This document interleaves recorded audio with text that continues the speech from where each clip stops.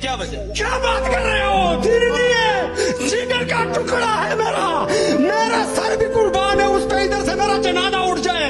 कैसी बात कर रहे हो? हम उसका सिपाही है, हम उसको जो है ना जेल में अडियाला जेल में नहीं देखना चाहते हैं। अगर देखना चाहते हैं तो उसको ग्राउंड पे देखना चाहिए। हम सिपाही है उसका, हम उसका सिपाही है, हमारी जान भी हाजिर है।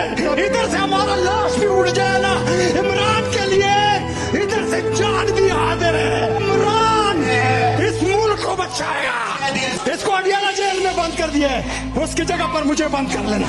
अली इमरान खान, उसका माल नहीं है, बाप नहीं है, भाई नहीं है, कुंभ के लिए लड़ रहा, कुंभ के लिए लड़ रहा, कुंभ के लिए जेल काट रहा। ये सब नहीं है, कुंभ के लिए लड़ रहा, सब मुनाफिक बैठा है। खुदा की कसम मुझे बाप नहीं है, आप रोने लगे। हमारा दिल रोता है।